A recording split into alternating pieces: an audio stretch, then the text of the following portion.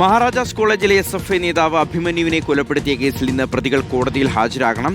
പ്രതികൾക്ക് മേൽ ഒരു വകുപ്പ് കൂടി ചുമത്താൻ കോടതി കഴിഞ്ഞ ദിവസം അനുമതി നൽകിയിരുന്നു. എറണാകുളം പ്രിൻസിപ്പൽ സെഷൻസ് കോടതിയുടേതാണ് നടപടി. നിതിൻ സേവ്യർ നൽകും വിവരങ്ങൾ. നിതിൻ, പ്രതികൾ നേരിട്ട് ഹാജരാക്കൽ കോടതി കടുത്ത ഭാഷയിൽ തന്നെ അതൃപ്തി പ്രകടിപ്പിച്ചിരുന്നു. അതിനുശേഷമാണ് അധിക വകുപ്പ് കൂടി ഉൾപ്പെടുത്താൻ കോടതി നിർദ്ദേശം നൽകുകയും ചെയ്തത്. ഇന്നിപ്പോൾ പ്രതികൾ ഹാജരാകും എല്ലാവരും, അല്ലേ?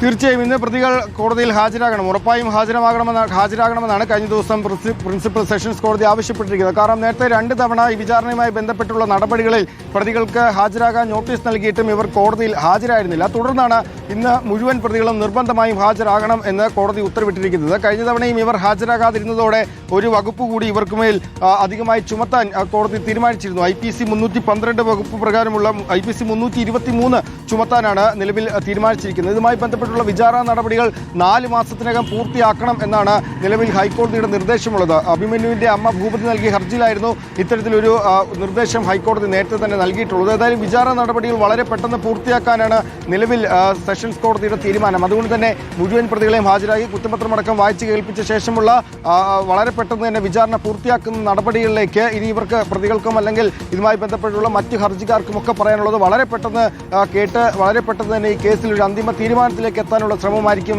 വിചാരണ കോടതിയുടേത്. അതുകൊണ്ട് തന്നെ ഇന്നുകൂടി കോടതിയിൽ ഹാജരായില്ലെങ്കിൽ ഒരുപക്ഷെ പ്രതികൾക്ക് നേരെ കടുത്ത നടപടികളിലേക്ക് കോടതി കടക്കാനുള്ള സാധ്യതയും നിലനിൽക്കുന്നുണ്ട്.